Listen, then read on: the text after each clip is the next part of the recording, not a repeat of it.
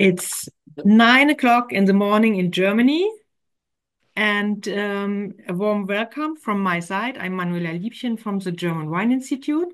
We are dedicating our time today with the Chinese market, which is an exciting market, and we invited Jules Wang from our Wines of Germany office in Shanghai and Yushui Wang from Sunshine Pioneer as an importer to give us a brief inside view into the Chinese market, the current trends, and which possibilities the German producers have in the Chinese market.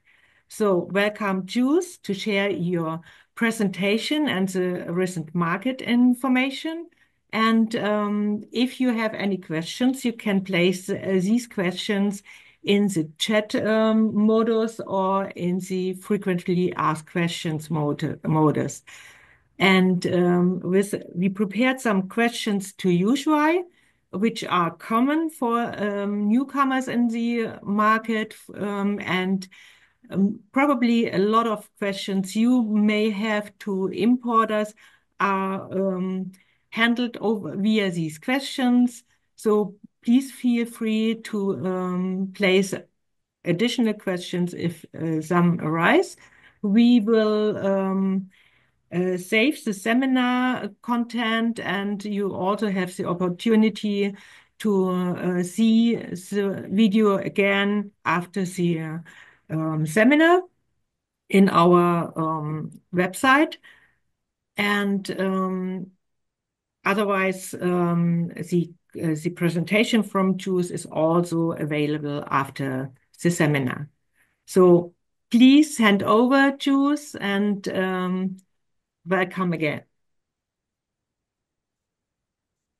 Hello, good morning, everyone. My name is Jules Huang. I'm responsible for Wines of Germany China since 2015. So I'm actually with DWI for 10 years, and we have seen a significant change in the wine market in China. So today I'm just gonna briefly show you some of the insights and some of the trends of the Chinese market. So I will put on my PPT now.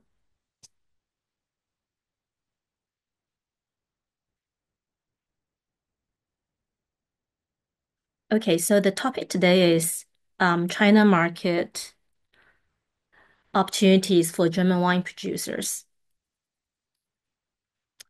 Yes, as I said, the Chinese wine market has undergone significant transformations in recent years, with shifting consumer preferences, tightened competition, and a complex economic landscape. So we're gonna explore some key trends and emerging opportunities for German wine in this market. First, let's have a look at the latest figure from 2024.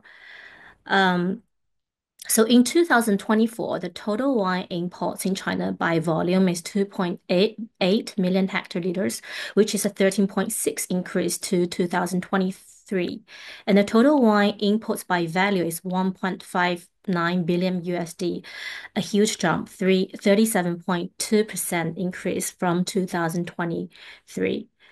A key factor driving last year's import trend is Australian return to the market, which comes after a 3 years banned Australian wine in the market.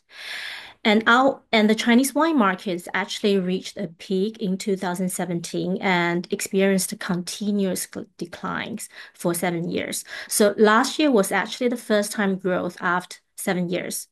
However, a good news is that on the other hand, Germany and New Zealand are the only two countries beside Australia to achieve positive growth, both in terms of value and volume in 2024. And naturally, Germany and New Zealand have achieved quite steady, we have been like very steady against the overall downtrend over the past 7 years.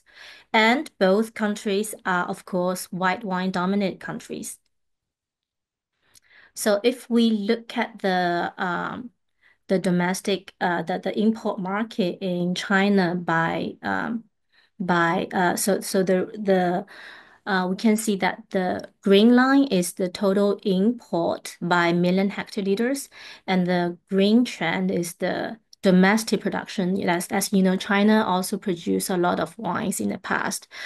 But as you see, the domestic production, the Chinese wine production has declined dramatically over the past 12 years. It's a continuous decline. On the other hand, import wine has enjoyed a very good growth from 2012 to 2017. It reached peak in 2017 and experienced also a big decline overall. From 2024, yes, as you see, the importation volume and value came back a bit. However, we are still quite low in terms of consumption by person. I think now we are less than 1 liter per person per year. This is the latest data from 2024, and Germany is we were very happy that we are number 6 in volume in the whole market. The 5 countries above us are all red wine dominant country, which are Australia, France, Chile, Italian, and Spain. So we are number 6 in the market in terms of volume, and we are number 8 in terms of value. Then we have also some, this is more the export data from DWI, the export data from German side. We only got the export data from 2023 October to 2000 September 2024. But we see we now we are 22 million euros from the 12 months period. But it's highly likely that we will achieve an all-time high in the whole year of 2024 when the figures from the last 3 months come out. Volume wise, we are already the all-time high, same volume as 2022.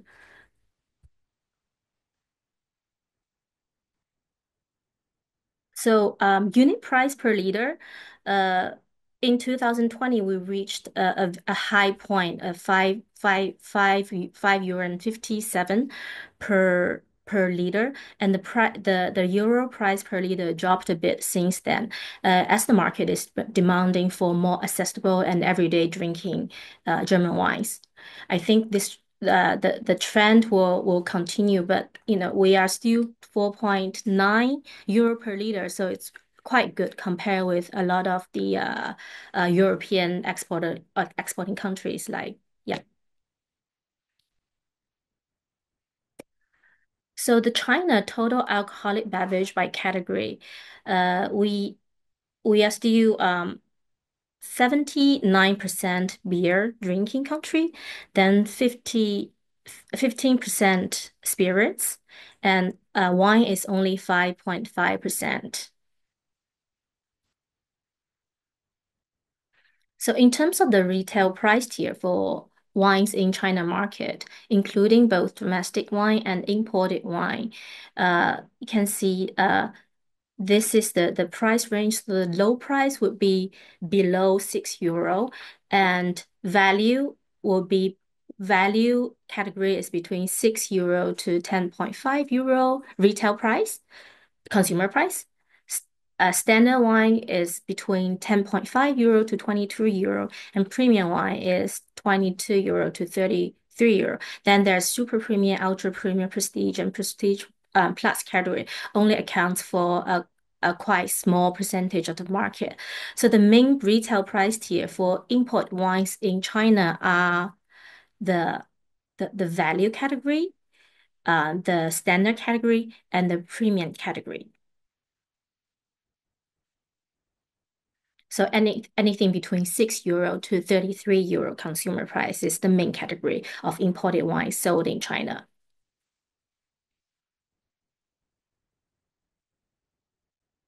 So now I'm going to explore some of the key trends in the Chinese wine market over the past few years. The first trend is that the import wine market is starting to recover, showing a strong recovery in 2024, and we also forecast a continuous recovery in 2025. Why? Because there's a rise in disposable income and a growing consumer confidence in the overall Chinese economy this year. And we can foresee expansions in online sales wine and also foresee expansions in large supermarket chains, uh, such as Sam's Club and Aldi, with strong focus on imported wines. So these channels are also increasing in 2025.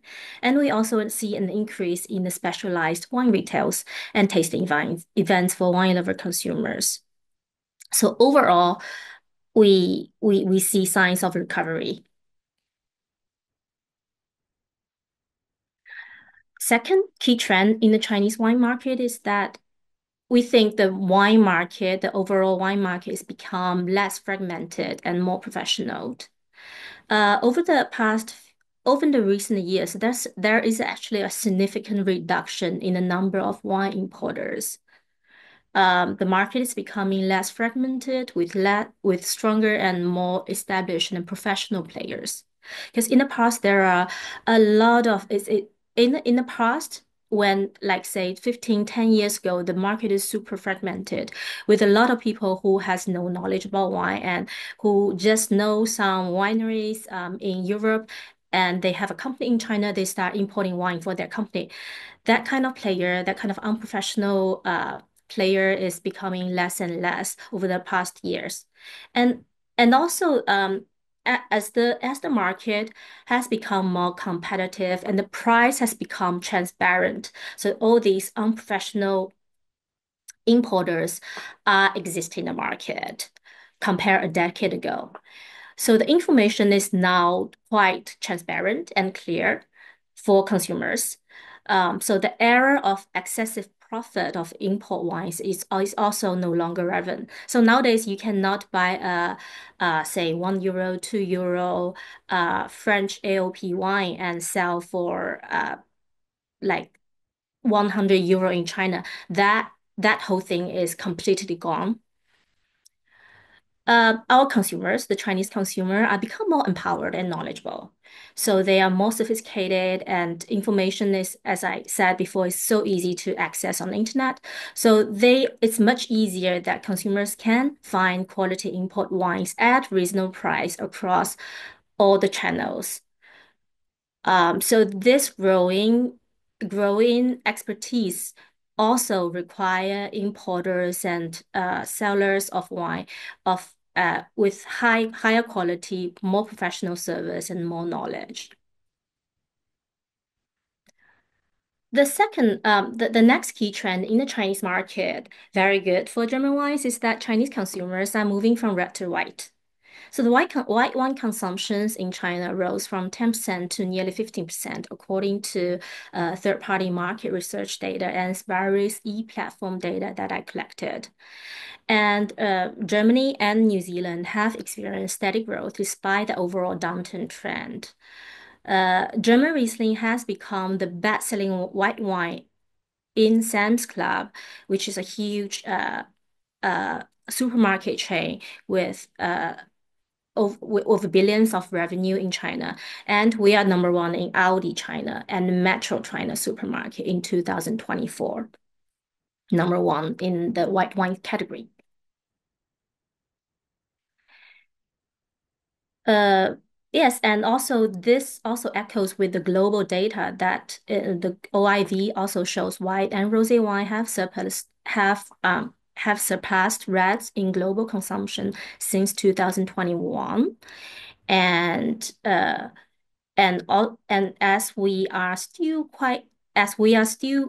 only 15% compare with 85% red wine. That's a huge room to grow for white wines. Very good news for wines of Germany. And the consumers in China are more and more like white wines. They like the refreshing taste. So there's also the consumer taste changes in China. This is super good news for German wine.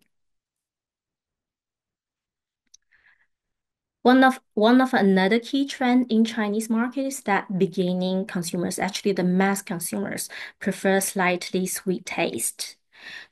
So the e-commerce platform reports a sweetening consumer trend that this has been reported, written, and has been validated by big e-commerce data. It's really a big trend in China now that the mass consumers prefer a slightly sweet taste. So the Chinese TikTok mirrors also flavor low alcohol, visually appearing and semi-sweet wines. And according to JD.com, one of the biggest e-commerce mega platform in China, over 50% of consumers option for semi-sweet wines, underlying this preference among the mass consumers.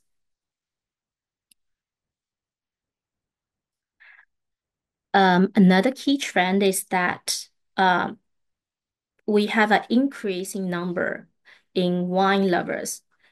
And we have a growth in the market share for premium and boutique wines. So actually, China has a niche yet very mature environment for premium and boutique wines. Uh, However, the price is quite transparent and this segment is highly competitive. Uh, there is there's we in China we have a lot of wine clubs and a lot of like Michelin star restaurants. Although as China have a very big population, 1.4 billion, so the super novel rich people who appreciate fine wines. If you look at the whole population, we actually have a quite good numbers of this type of customer. So we do have a very mature market environment for premium boutique wines. So there's a lot of premium wine boutique wine retails. We have a lot of high-end restaurants in first-tier cities. And in all these restaurants, there's a wide selections of premium boutique wines available. Also, there's an increasing number of wine lovers in big cities, growing sophisticated in taste. And every year we see growing in wine education programs, wine schools, wine clubs, all these specialized events, tastings, dinners cater to the wine lover group.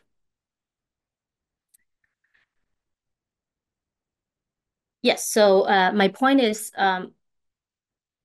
so the premium and boutique wine market is it's niche, but we have a very mature environment in China.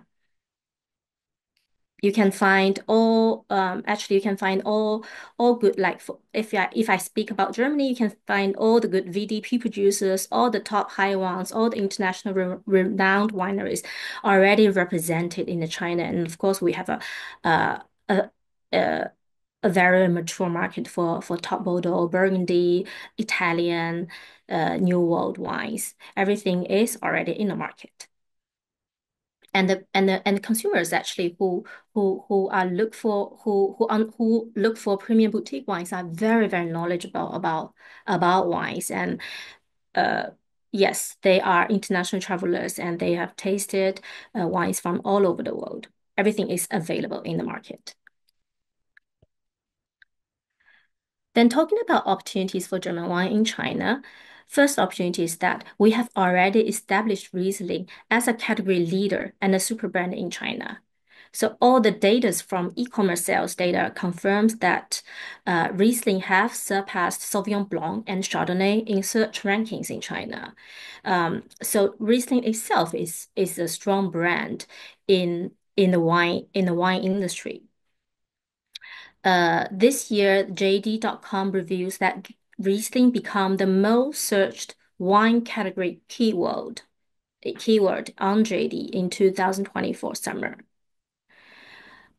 Also, Riesling hold top sales position in wine category in Aldi and Sam's Club China from 2024. Therefore, the rising popularity of German Riesling will also boost the overall awareness and sales of other German wine grape varieties in China. So, so, so Riesling is wines of Germany, China is our key message in this market. So this is just some of the campaigns, events we are doing around Riesling.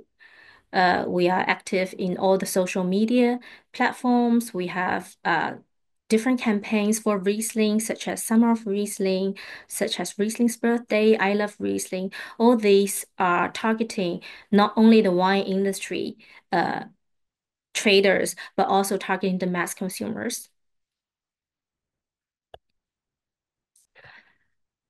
Another very strong opportunity for German wine in China that German wine are the choice for young consumers and female consumers, because entry-level Riesling enjoys significant recognition among the Gen Z consumers and female consumers in China. So that the young generation of Chinese consumers prefer lower alcohol wine, fruity and slightly sweet taste. German Riesling has excellent value for money, and it's widely available through all the purchase channels throughout China, all the on-trade, all the supermarket, all the delivery apps. If you want to buy a German Riesling, it's very easy to find. It's everywhere in China. Another opportunity for German wine in China is that German wine is not only the entry level. There's German wine is also the choice for wine lovers and wine connoisseurs. Uh, so the um so the wine connoisseurs in China particularly looking for high-end dry Rieslings, high-end sweet Rieslings, Spätburgunder, and other great varieties. So all these are enjoyed and appreciated by the wine connoisseurs. There are lots of specialized premium and boutique German wine importers in China, such as Yishuai, uh, who does excellent events promoting all these high-end German wines in China. All the high-end German wines are very well appreciated by the Chinese wine lover consumers and are quite widely available in all the good high-end restaurants. Uh, Yeah, so currently, I think the market is flavors the following four categories of producers. If I know today all the participants are producers. Number one is that this market is favorable for established brands with resources and commitment to invest in brand building and marketing activities in China over long term. Second, the market now flavors for volume producers, big bottlers, who offers excellent price to value ratios, who can provide flexible private label options, and that maintain a presence through a representatives in China. Number three, it flavors for international renowned German wineries. I think this is the case for most of the market. Yeah, international renowned German wineries don't need to be here, but enjoys all the fames and all the wine critic scores, and they can sell in the market. Number four, it also flavors boutique producers who are eager to actively collaborate with and support their Chinese importers. You need to be in the market to support your Chinese importers. That's very, very important. Yeah, you can nowadays it's impossible to do business just by some emails, and it's important to come to the market to support your importers' various activities. So, a, a short touch on our activities in China. For the whole year, we have our office in Shanghai, uh, and we have a press office that we update contents on our social media and press releases about 4 to 6 times per month. Then we have our social media matrix, including our WeChat, Weibo, and Little Red Note. Then event-wise, every March we have Happy Birthday Riesling Consumer and KOL campaign. In March, we attend China Food and Drinks Fair with a German pavilion, linking producers with importers and distributors. In May and June every year, we organize 4 road shows Riesling co-roadshows. This year we do Hangzhou, Beijing, Guangzhou, and Xiamen. This event is more for importers looking for local distributors.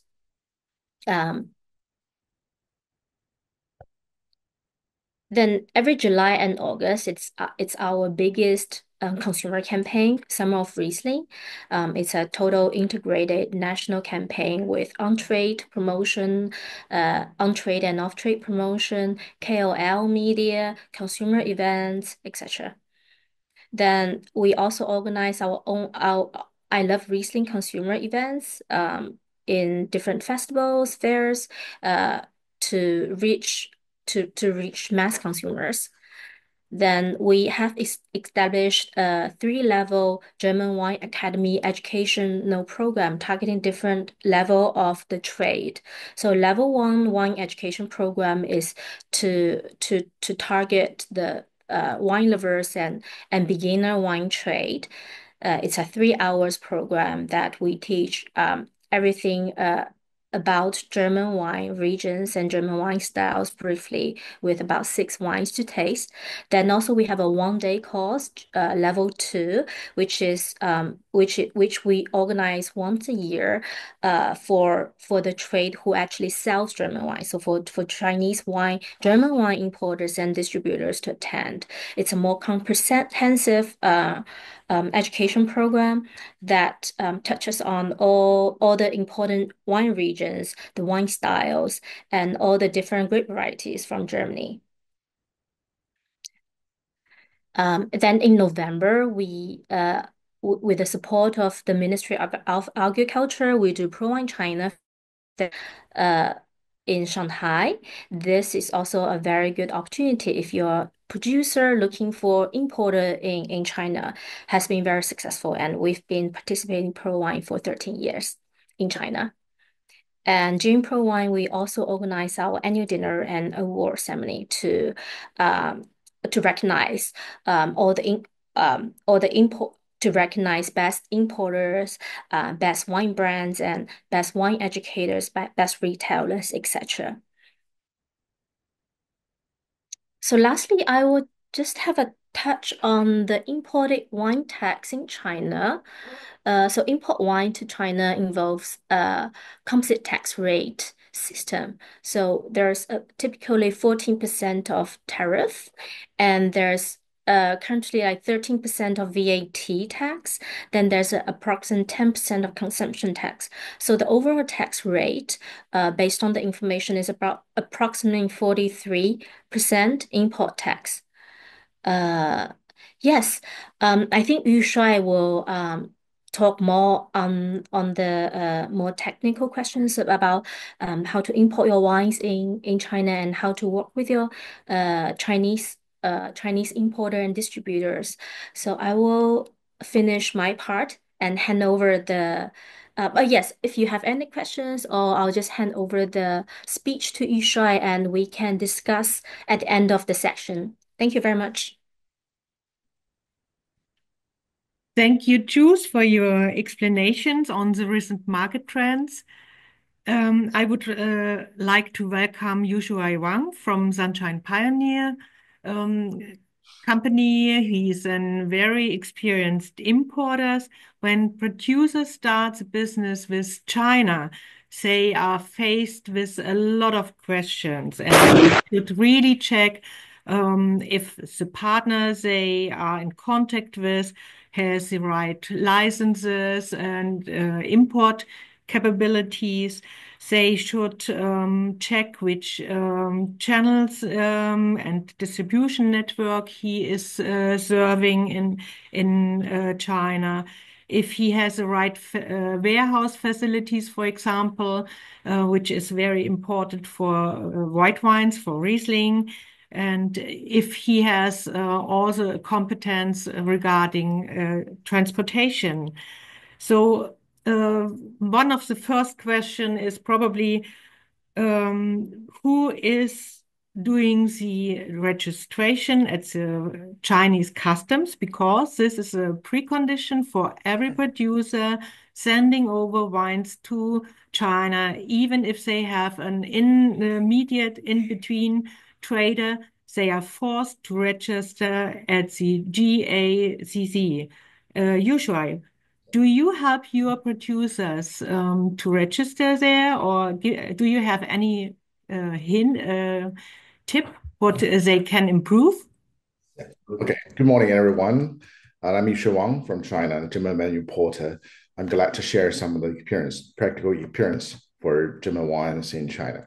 When it comes to the first question about the registration from the GACC, the short term for General Administration of China Customs. And let's say 4 to 5 years back, the Chinese government enacted a new policy that all imported wines must have their own specific ID, which is called CDEU number. For German wine, it's CDEU.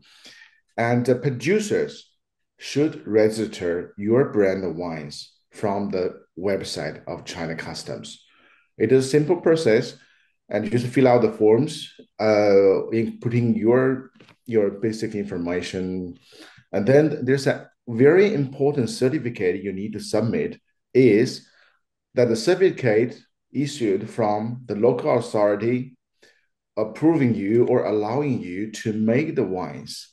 This is very important. From the local authority, it should be an official letter or certificate approving you to make the wines. This is important. Then the rest of the things are just fill out the form online. After submitting all the data, it normally takes 1 to 2 weeks to get your CDEU.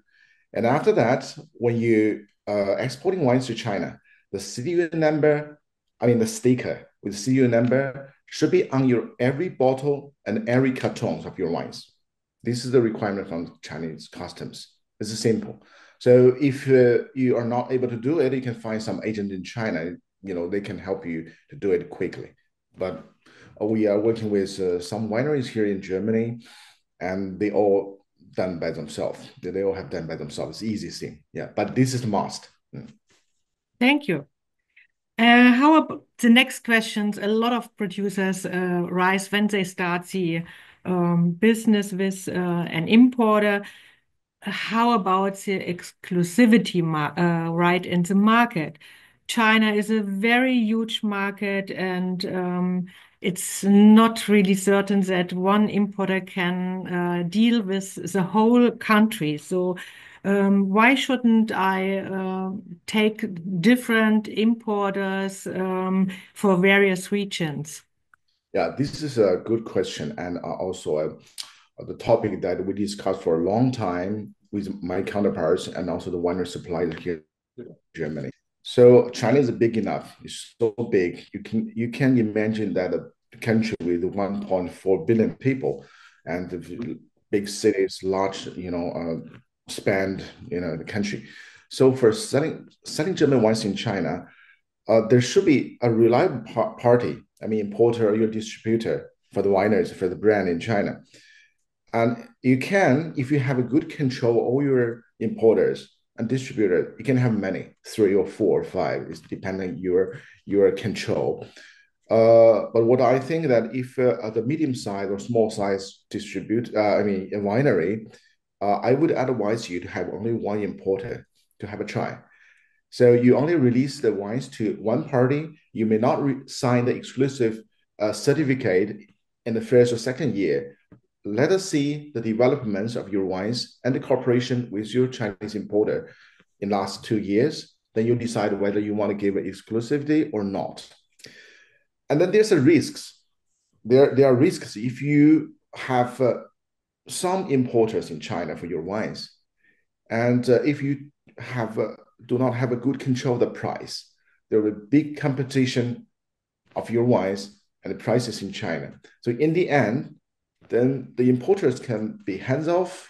They can hand off and drop your wine, but the brand will be the loser. So I would suggest, depend on different situation, you decide what to do.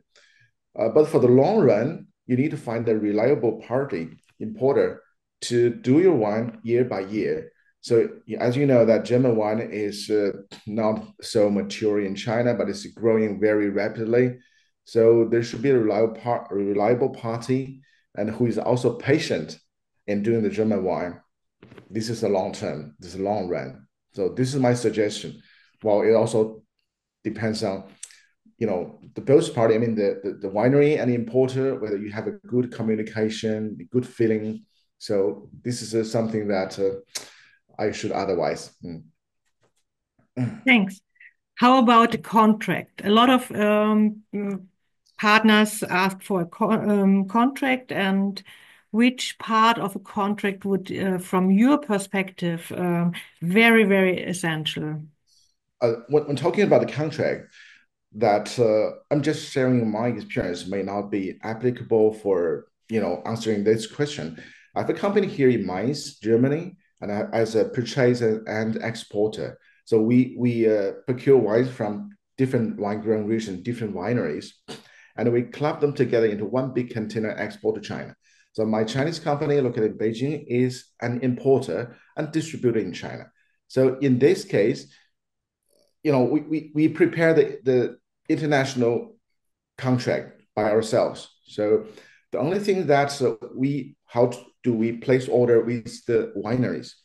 So we normally just send an email order. So for example, so Yulia, I want to buy to order the wines and this type of wines and the quantity, and I want to have the pickup day, something like this.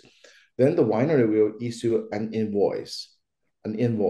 So the trade is done in Germany. It's just like a domestic trade.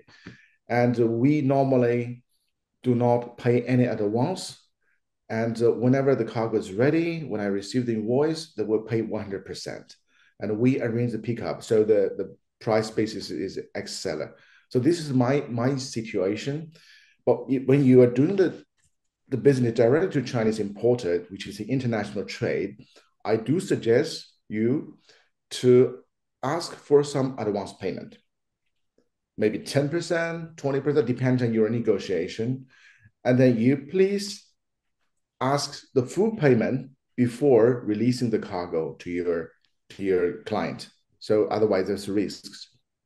So this is what I'm thinking is very important in terms of payment for doing exports by directly to Chinese importer. Thanks. Some of the producers are wondering about the volume you may order for one brand, because a lot of importers request, oh, you need to have, say request in the first step 10,000 bottles of something, and then they go back and start with smaller quantities. So what is the average typical order for one brand? Okay, so I think it's a complicated question. I should say it depends on many factors. So I just share my experience. So we are tied up with many German wineries, and for some years. But the first order, we normally only place order by two pallets. Let's say 1,200 bottles, focusing on some items which we think are suitable for Chinese market, and with some small quantities, small varieties and quantities of other wines, which we want to test the market. So after the first delivery, then we receive the cargo, and we test the market. Then we find which one is suitable for in our portfolio and in our channels. Then we will repeat the order in a larger quantity. It's not a one-time, trade. It is kind of a continuous. We need time to test the market, especially for new brand. Some of the brands, to be frank, some of the brands are successful so far. Some are not. I'm just sharing you some of the successful cases we have. I'll just give you an example that we tied up with the winery Kugelrand from Nahe. Let's say 2 years ago, we placed the first order on 2 pallets. Then after that, we ordered the second order, 4,000 bottles, and third order around 5,000 to 6,000 bottles. And this time, now we know this is the good wine, a good price, a good support from the winery, and we want to build up the brand image in China. And our channels, I mean, the customers accept the wines at that price and the quality and taste so good. So we ordered more this time. I think one big container, 40 feet container from Kugram. This is a successful experience from my side. But if you ask me, what is the average?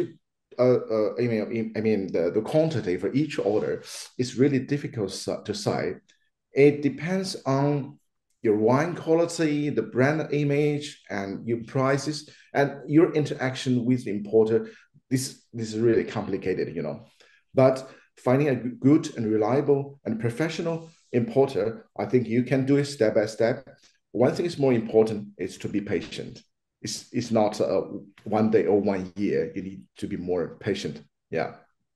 A healthy growth is Yes. very important. Yeah. Yes. So, which are the most critical points for customs clearance for you? You are faced with when you get a shipment. That is the thing that we are importing a lot. The frequencies a lot. It depends on every time we don't want to have one pallet, two pallets to China. We always make a container. The bigger container, the more wines we put in the container, the low cost for us.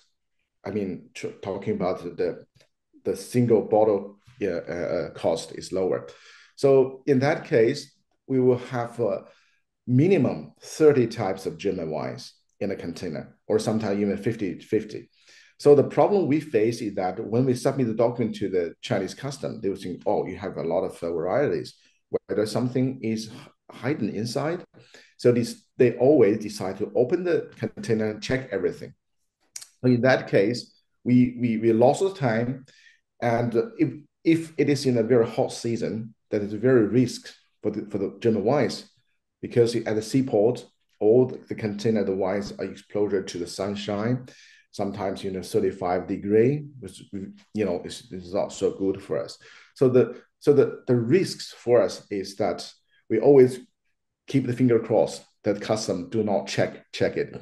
But in fact, we do everything very honestly and legally. Nothing wrong with this, but still the customer is always checking all this. They think there's something they think maybe illegal, or you have hidden something. So during the custom clearance, if you work with a very professional importer, they will tell you what to prepare, and you just follow the. Otherwise, nothing will be wrong. Yeah.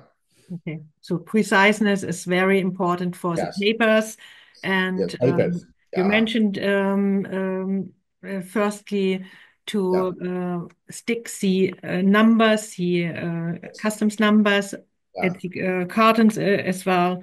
So, is there any season which is better for sending wines? Winter season.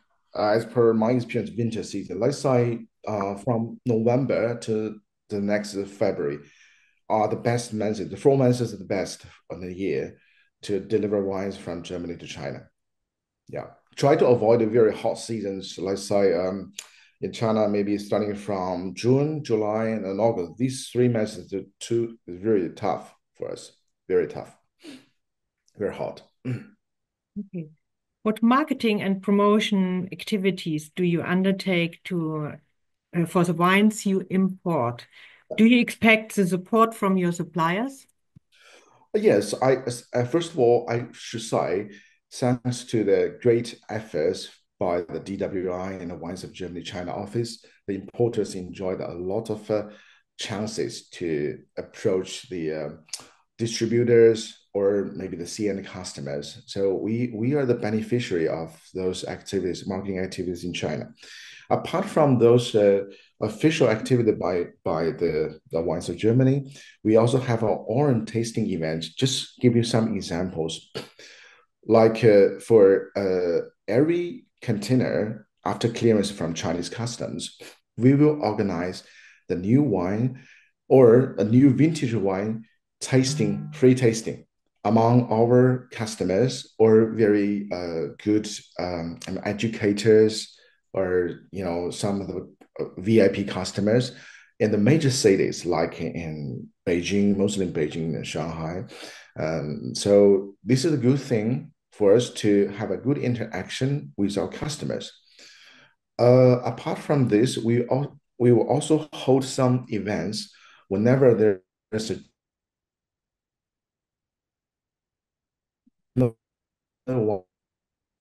wine, Usually, uh, usually, maybe your winery connection is not good. representative or winery owners organize. Hello, is it okay Hello? now? Yeah, now, Hello, is it okay now? now it's Hello? okay. Yeah, Now it's okay, yeah. right? Okay. So another point is that whenever our German winery owners come to China, we will take the opportunity to hold some free tasting events or some wine dinners, something like this. We have a very good interaction with, the winery and our distributors or end users. And we do hope a good support from the wineries. One thing is from all this wine critics ratings like James Suckling, Robert Park, or Vinum, like this. Then we also need some of the photos or videos, the videos about, especially videos about the vineyard or some winery events. Just share us as much as possible. This is very good media support for us. We also need some of the support from the wineries. Let's say we want to have some events together with you. Will you support some of the wines? Not money, only the wines. They say, okay, you do it. Let's do it together. I support you one carton of the wines. This is only a token of support. Anyway, so this is a good interaction between the importer and winery. We hope that of the winery representative can frequently visit China based on some events like Pro Wine Shanghai, like China Food and Drinks. So their visit will make the brand more and more recognizable in China. Yeah. Regarding labeling, are your customers expect modern, traditional, or Chinese art labels for imported wines? What do you recommend? Okay, regarding the labels, that actually the Chinese consumers believe in made in Germany. They hope everything to be originally and genuinely from Germany. They hope to buy the wines which are available in German market or European market. So what we feel that we'll first drop the idea of adding some Chinese symbols or Chinese element on the label, which people will think, this maybe made in China, not made in Germany. So we prefer some German modern labels or some traditional, maybe with some aged photos or aged oil painting label that is really attractive. So just try to represent the local style, the German style. This is what the consumers are looking for. But modern style is also very important.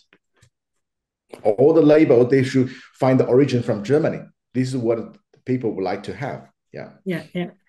And regarding the label, once the German official label is fixed, you have to add a Chinese label for the Chinese market, which also need a lot of space. What do you recommend? Shall they, who is fixing the Chinese label? Okay, a Chinese back label is imperative. It is a must for importing to China and for sales in China.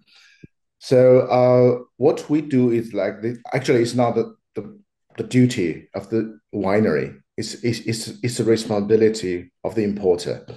So normally we do that. We import all the wines, the same label, back label. You have the circle label, whatever you want, or original label from Germany. And at the customs, we will stick the Chinese label by ourselves. Put on the Chinese label by ourselves. It is not allowed to sell a wine without Chinese label. So the penalty will be 10 times of your retailing price. So people are very cautious about this. And if if a certain brand or certain wine is having a very good sales in China, we will consider to make a joint label, bilingual label, Deutsch, German and Chinese bilingual label, incorporating something that the necessary information from Germany and necessary information we want in Chinese. So we'll send the design to the winery and they will print and stick on the back of the bottle, as back label, yes. But overlaying the labels is not really good in China, I guess, for consumers, because then they are afraid that it might be something overlabeled, something curious. So maybe it's good to have really enough space on the bottle for each label. Yeah, and sometimes we have no other choice but to stick the purely Chinese label onto the German back label. In some of the cases, we have some private customers. There's a lot of private customers in China. They do not want a Chinese label. They want to buy it, telling us that do not stick Chinese label. We will say, okay, are you sure? Is it okay for you? They say, okay for us. That means some of the Chinese customers prefer something really from Germany. They want something genuine from Germany, especially for some high-end German wines like GGs. No one wants the back label. They want the genuine, only German label. Yeah.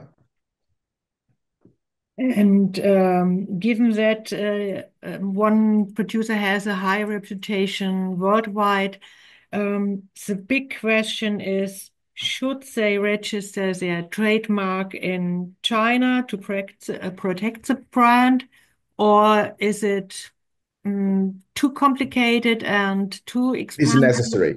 It is really necessary for a brand to register in China, and it's very simple. If you find an agent in China, it's very cheap to do so, and but it normally takes half a year from the starting until you get the final brand registered in China. So what you register in China is not only your German brand name, but also a Chinese name. All imported wines in China have their own Chinese name. If you want to register, you register both German and Chinese names. It normally takes six months to do it, and the price is much cheaper than here. Yeah. Just try to do it. It's simple. Yeah, but it also depends on whether it's a big brand or a small brand. So some people will think that it's not necessary to do so, so we don't care. But from the intellectual property rights point of view, that I do suggest you register brand in China. Thanks. Another question some organic producer are placing to me regarding the usage of organic labels in China, and definitely there is a certain special certification process you have to pass. Would you suggest to run this, or who is applying for this certification in China? Okay, organic wines, if some wines with biodynamic stickers, logos are very good for us. But for some entry-level consumers, they are not so sensitive to all these organic or biodynamic wines. They only care about the wine quality and the price. And it's not so easy to clear the organic wines from the Chinese customs.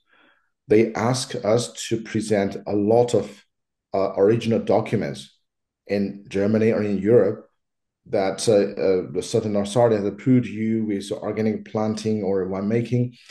Then we have to do the certification and notary of all those items to China. It takes a long time. And when the wine or organic wine is at the Chinese customs, they will do the test at the lab. It takes a long time. I don't think any Chinese importer would like to get involved in those complicated processes. So what we do that we just import the wines as a normal wine. as they are not organic. But when we import the wines, because on the back label, there are always some organic label or biodynamic label. During the marketing, in the marketing and sales, we will try to advertise this is the organic, European organic and biodynamic wines. Which is a plus point for us. But still, nowadays, it seems not so sensitive to the customer, especially entry-level customers. But it's good. If you're biodynamic and organic, that's really good for Chinese market in the long run. But nowadays, it seems not that important. Yeah, but we don't want to get to be involved in such kind of complicity during the customer clearance. This is the practice. We got another question regarding where to apply for the brand registration, trademark registration, which Jules already answered. Thank you, Jules, for helping us. If producers have such questions, I also have a guide regarding trademark registration and the website under which this is available. But it's a long, complicated task. And of course, it's costly as well. But definitely you should protect your trademark in China if you have a very successful brand. This is for both for the importer as well for your own winery important. Yeah. Well, we are really good in time. If you have any questions, you can now place here in the chat room again. There is another one. Are there any questions?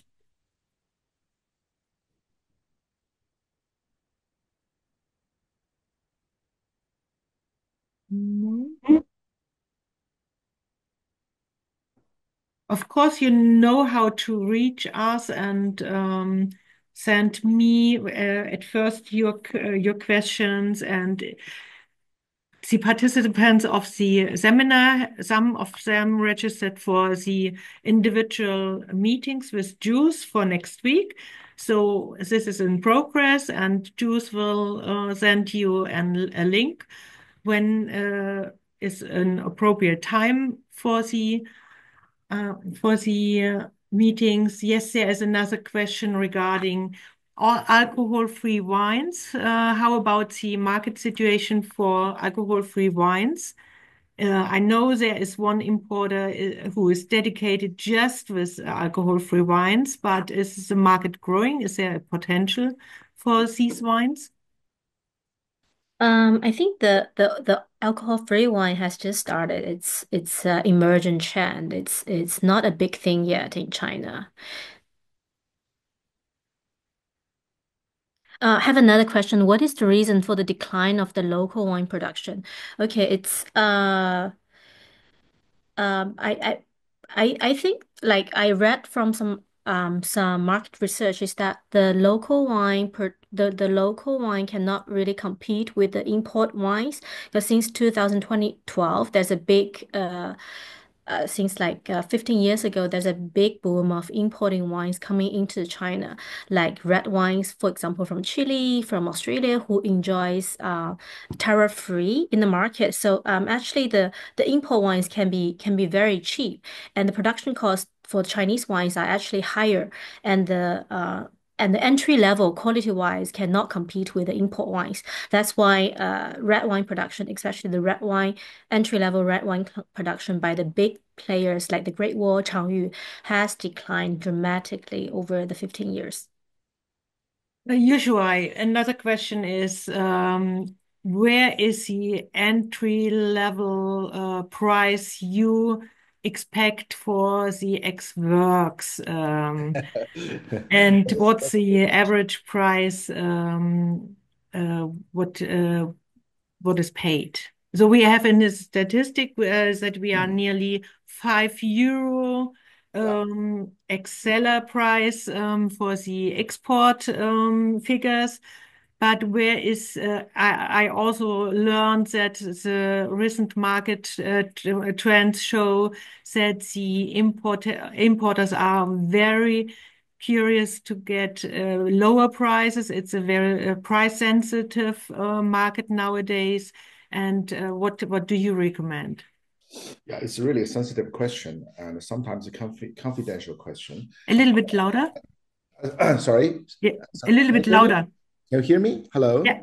Yes. Okay. I think it's a sensitive question. Sometimes it's a little confidential, but I want to share with you something. So people always complain in China that why the price you offer me are much higher than the price in Europe. The problem is that, like Juice mentioned, that the Chinese government is charging a lot of tax and tariffs based on CF price. So let me give you an example that as an importer, suppose I buy a wine from the winery X seller price 10 euro, my total cost, everything, when the wine from the seller, from the winery to my warehouse, I have to pay around 60%, 60%, including 43% tax tariff. I mean, the sea freight and handling charges, everything. So based on that, I need to add my own margin, gross margin, let's say 40 to 50%. That is the minimum because a lot of storage, transport, when we deliver wines to some southern part of China where they always have high temperature, we have to use a cooling system courier, or maybe adding some ice cube box in the carton. So there's a lot of charges for us. So then the distributor, for example, we supply to the bars, restaurants, they always wanted the 2.5 times, the 3 times the price. Then when it comes to the end user, it's much higher, maybe 4 times, 5 times than the retail price in Germany. This is a big problem. So because the price is so high, do not want to touch the high end because too high price. They prefer to buy a very good Riesling at a very good price, the affordable price. So come to the questions of the X seller, which we procure, we think that is good for us in terms of good quantity. I should say, starting from the second half of last year, we have a long-term plan of €3 wine, 30,000 bottles a year from all my suppliers. And last year was really successful. And this year, I think it will be more successful. The €3 wine is something like just like a Riesling Fine Hub, only a Riesling Fine Hub. So as of now, there should be a very easy drinking, fruity, and very good. We don't need to care about the lasting, but the first impression, the first sip should be attractive. And I can also tell you about the preference of the residue sugar, something between 15 to 20. 15 to 20 residue sugar. That's a really good taste for Chinese market. So based on this requirement, so we have the inquiries to all our suppliers that we want to have such price of X seller €3. They say, okay, that's very good, and then we will import by ourselves. I mean the big container for one brand or two brands. In that case, our handling costs will be lower. Then we will lower our margin, gross margin in China, and the price in the market in China will be very competitive, but without any compromise on the wine quality. It is generally from the winery. It's not from, or different blend or something like this. It's from the winery. This is the thing that we feel is good. If some winery can offer below €3, that'd be really good for us. I'm only talking about Riesling. Yeah. And how about the acceptance of screw cork versus natural cork? In the past, imported wines they are celebrated with uncorking the natural cork. Is screw cap nowadays accepted, the artificial corks, or how about the acceptance nowadays? Let's say for those entry-level wines, the screw cap is enough. It's enough. There's no need for a wood cork, because if you use a wood cork at an entry level, it always be a low-grade wood cork. It makes no difference, and it contributes nothing to the wine. Just make the screw wine. And for the high end, we do prefer, let's say, from the wines from the S-lager or Goldslager wines, please make the wood cork. The better cork you make, people will believe that, oh, this is really high-end wines. Well, And we do have GGs with screws.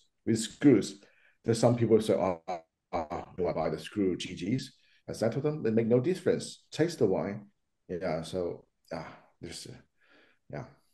And are there any preferences regarding the bottle shape? Is the Schlegel bottle or Burgundy or Bordeaux bottle preferred in the market?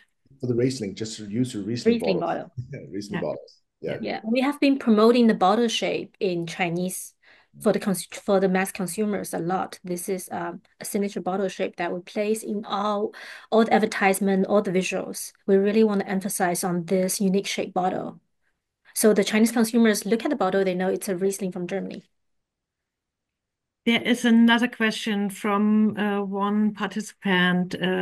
How about the Hong Kong market? Is this differently for you, or are you importing via Hong Kong? I can admit that Hong Kong is the freest market in Asia, anywhere without any taxes and so on.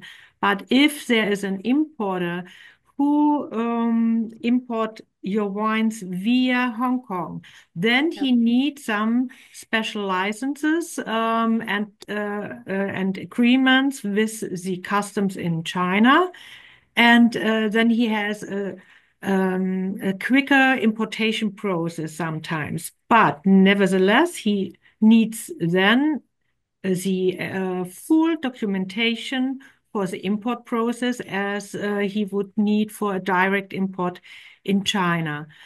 Hong Kong used to be a hub for China, but nowadays a lot of Chinese importers are based on ports in China and use the Chinese ports and not necessarily use Hong Kong anymore as in between market. What do you think, Yu Shuai?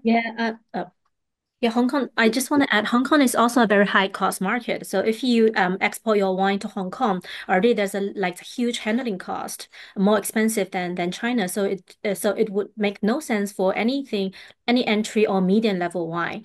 Maybe some of the super premium like auction wines, all these world renowned, or the top ones on the pyramid, they would go through Hong Kong. But actually, in reality, we don't see. Actually, in our importers, we don't see any importers who would import via Hong Kong because the handling cost in Hong Kong itself is very high, and I think Hong Kong is even is a very premium market for German wine. Yes, I agree with Juice that if someone wants to do the Hong Kong and Macau market, it should be the high-end wines.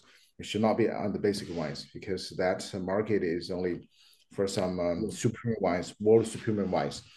So getting the wines imported via Hong Kong to China mainland is difficult. Sometimes I should say it's impossible because Hong Kong is a free trade zone. If you export wines to Hong Kong, it's very simple. They don't need anything, only one invoice. They can clear the wines. But if you want to supply the wines from Hong Kong to China, it makes no difference to supply from Germany or from Hong Kong. Same way. But the problem is that while we do the custom clearance, the very important document is the certificate of origin. Certificate of origin. The wines from Germany, the certificate of origin must be from IHK, Germany. It should not be from any other countries or regions. So otherwise, the Chinese government, Chinese customer will not accept the documents. So this is make no meaning. And moreover, suppose that we can sort out the document problem. We pay the same tax and tariffs for importing wines from Hong Kong and make no difference to via Hong Kong. And in Hong Kong, the handling charge is very high. Handling charges very high. So it's not so good. If you want to do the Hong Kong or Macau market, you can do it directly from Germany. China and Hong Kong although they're same country, but they have different systems, different regulations. Yes, totally different. In Hong Kong, you can actually deal with customer directly. Everybody can buy wine from a winery, and you can send it by DHL, like 2 cases directly to a customer. They don't even need an importer in between. Thank you. I think we covered a lot of questions most producers have when they are starting export business to China. Thank you, Yushuai, for your inside views, for your expert recommendations. Thank you, Juice, for letting us know the recent trends on the German wine in China and their opportunities. I would like to finish our seminar now and just want to give you a hint that we have on the 24th of April a new online seminar about UK market. And don't miss our forum export in Nackenheim on the 4th of June. Mark it in your calendar and thank you all for participating. You know how to reach us, and we would like to advise you as much as possible to make a good ground for your successful working in China. Thank you so much, and see you anywhere, hopefully in China, because this is an essential that you are in China when you do business in China. Thank you. Thank you. Thank you. Thank Bye. you. Thank you. Bye bye. Bye. Bye.